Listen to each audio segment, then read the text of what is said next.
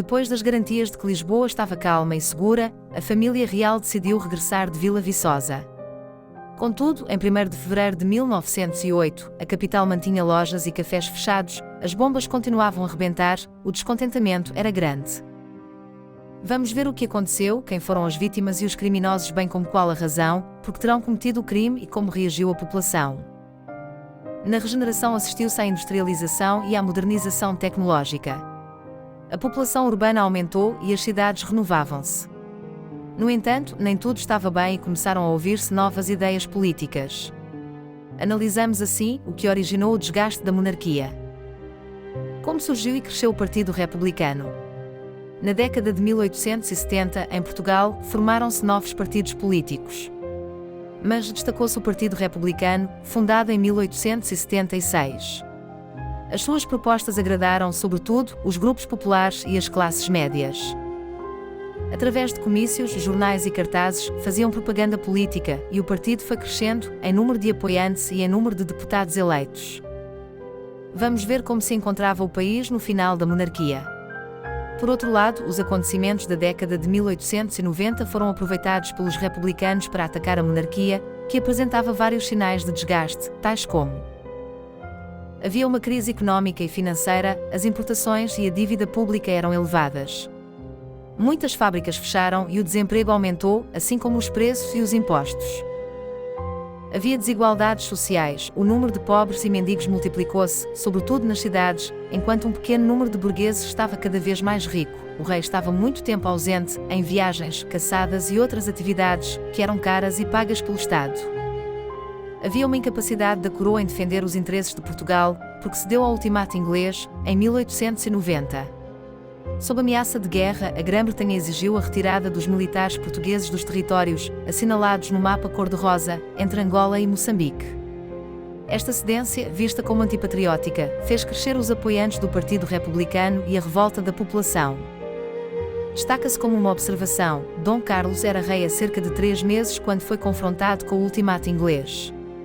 Já era previsto que o Partido Republicano atacasse a monarquia, mas a surpresa foi a postura dos partidos políticos monárquicos, que pouco ou nada faziam contra esses ataques. Assim, a monarquia portuguesa, aos poucos, começou a ficar sem monárquico. Devido às consequências mencionadas anteriormente, nas 2 últimas décadas do século XIX, os portugueses passaram por graves dificuldades económicas e financeiras. E a culpa era dada ao rei e à monarquia. Por isso, vamos agora ver como foram os ataques republicanos. O que aconteceu na revolta de 31 de janeiro de 1891? A revolta dos republicanos saiu às ruas, na cidade do Porto, com o objetivo de fazer cair o regime monárquico e implantar uma república. Os revoltosos chegaram a tomar a Câmara Municipal e a proclamar a República, na varanda do edifício. Contudo, as tropas leais ao rei intervieram e prenderam os revoltosos, que foram degradados, ou seja, enviados para a África.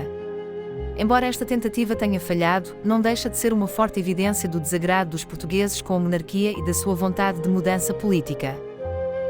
O rei, cujo poder era vitalício e hereditário, devia ser substituído por um presidente que fosse escolhido, através do voto em eleições, pelos portugueses, com um mandato de 4 anos.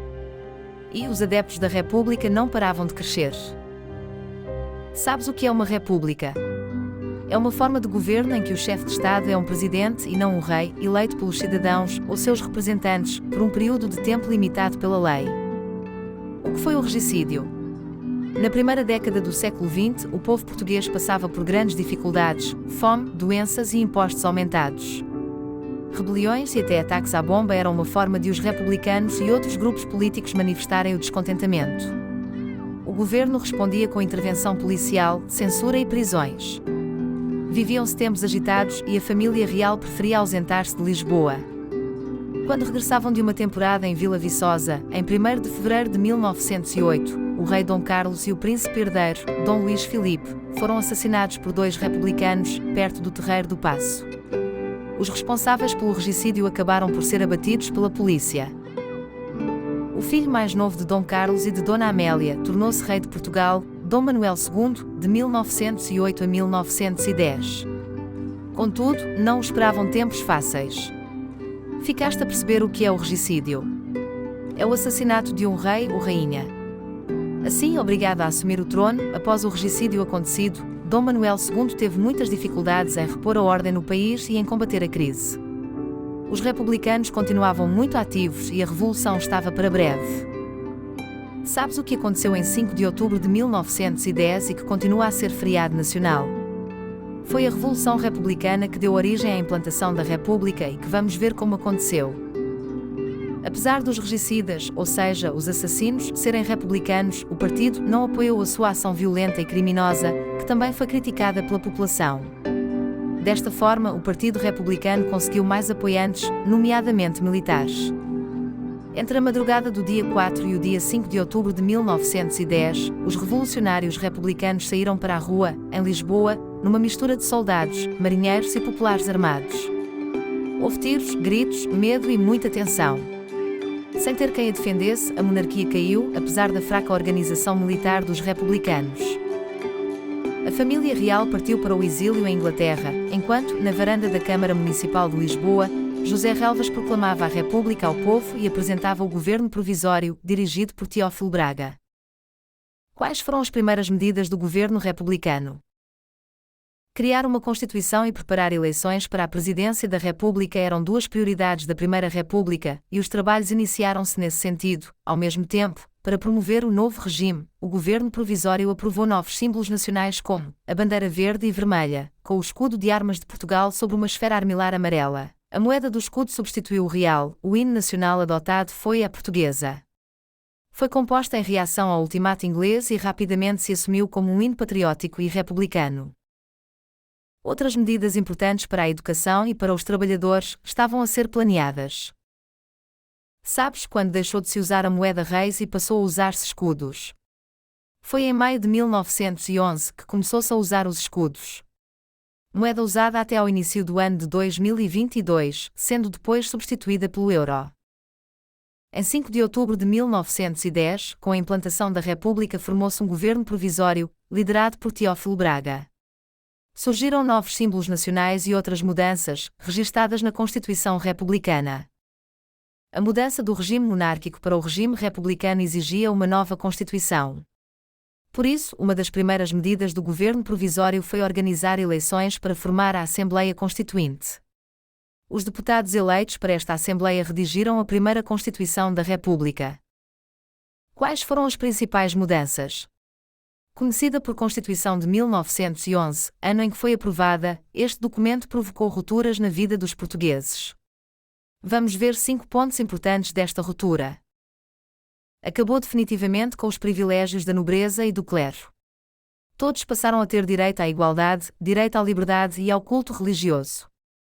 Os 3 poderes políticos continuavam separados, o Parlamento fazia as leis, poder legislativo, o governo e o Presidente da República executavam as leis, poder executivo, os tribunais julgavam quem não cumpria as leis, poder judicial. O Parlamento, ou Assembleia da República ou Congresso, era o órgão de soberania mais importante, porque os deputados eleitos, além de fazerem as leis, elegiam e podiam demitir o Presidente da República. O mandato era de 4 anos e não podia ser reeleito. O primeiro Presidente da República, eleito em 1911, foi Manuel de Arriaga. Hoje é tudo diferente. Todos os portugueses maiores de 21 anos, que soubessem ler e escrever e que fossem chefes de família, tinham direito ao voto ou ao sufrágio.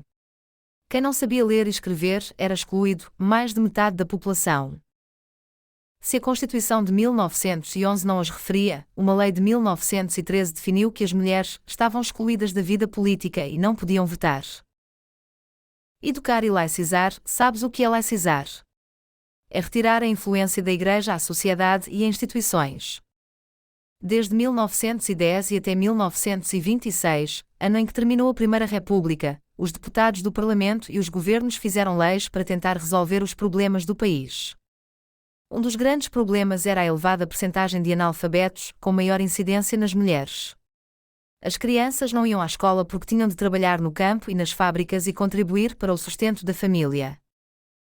E quais foram as mudanças no ensino?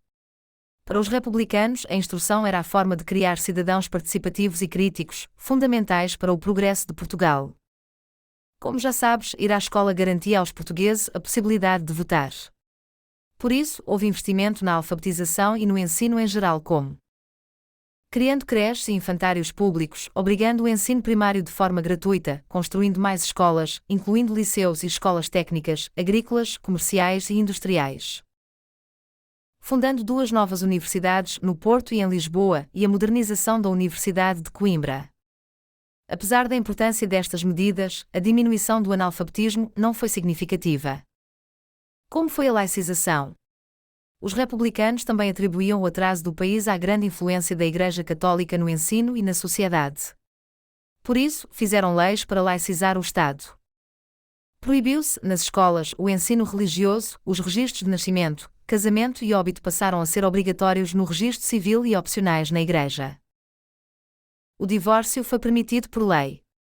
Estas medidas tiveram um forte impacto na sociedade e houve reações negativas. Contudo, as leis da Primeira República não se ficaram por aqui e no mundo do trabalho também houve progressos, como vais ver de seguida. Movimentos sindicais, feministas e antirracistas. Na sociedade portuguesa, houve grupos que se tornaram muito ativos durante a Primeira República. Apesar de terem apoiado os republicanos, sentiam que as suas necessidades não estavam a ser atendidas. Nas 2 maiores zonas industriais, Lisboa e Porto, criaram-se associações operárias e até sindicatos. Estes grupos profissionais lutavam por melhores condições de trabalho. Que novas leis surgiram no mundo do trabalho? Fizeram-se leis favoráveis aos trabalhadores, o direito à greve e ao descanso semanal obrigatório ao domingo, a redução do trabalho para as 8 horas diárias, e a criação de um seguro para proteger os trabalhadores em caso de acidente de trabalho, doença e velhice. Contudo, as leis do trabalho demoraram a ser aplicadas pelos patrões. Por isso, as manifestações e as greves eram muito frequentes e até violentas. O que foi o movimento feminista? Desde a segunda metade do século XIX, e seguindo o exemplo de outros países europeus, surgiram em Portugal movimentos feministas, ou seja, grupos organizados de mulheres que lutavam pela emancipação feminina, direito à educação, ao divórcio e ao voto. Como surgiu o movimento antirracista? A partir de 1911, criaram-se vários jornais e organizações, em Lisboa, para lutar contra a desigualdade e a discriminação raciais e contra a opressão dos territórios coloniais. Iniciava-se, assim, o movimento negro ou antirracista em Portugal, que enfrentou grandes dificuldades, sobretudo nos tempos da ditadura. Apesar dos grandes progressos na educação, no trabalho e na sociedade, a fome, a miséria, a insegurança e medo continuava. Por isso, houve um desgaste na Primeira República. Vamos ver porquê. Que razões levaram ao fim da Primeira República? Existem 3 principais razões. Instabilidade política. Entre 1910 e 1926, Portugal teve 8 presidentes da República e 45 governos. Ou seja, os mandatos não eram cumpridos até ao fim. Esta instabilidade política impedia que as leis e outras decisões fossem postas em prática. Desordem social e insegurança. O povo português, nomeadamente o operariado, que tinha apoiado o Partido Republicano, continuava a viver e a trabalhar em condições miseráveis e com salários baixos. Organizavam manifestações e assaltos que geravam medo e insegurança. As medidas na educação ficaram aquém do esperado. O trabalho infantil continuou e, por volta de 1820, cerca de 70% da população continuava analfabeta. Crise económica e financeira. Perante este cenário, a crise económica até se agravou, sobretudo com a participação de Portugal na Primeira Guerra Mundial. Os custos foram muito elevados, formar e manter o exército, perder mão de obra jovem para a frente de combate, feridos e mortos. Portugal não viu o seu esforço recompensado. As despesas do Estado eram elevadas como os preços e os impostos pagos pelos portugueses. O país estava ingovernável e os portugueses desejavam paz, ordem e prosperidade. Por fim, vamos ver a diferença entre monarquia e república. Uma das grandes diferenças entre as repúblicas e as monarquias atuais está no chefe de Estado e na forma como chega ao poder. Nas repúblicas é escolhido pelos cidadãos, através do voto, enquanto nas monarquias é nomeado por sucessão hereditária e de forma vitalícia. Ambos os regimes, repúblicas e monarquias, podem ser democracias, desde que o Parlamento, a Casa da Democracia, seja livremente eleita pelos cidadãos e assim permaneça, livre e plural, com deputados de diferentes grupos políticos. Bibliografia HGP em Ação, 6º ano, Porto Editora. Imagens RTP, Free Internet.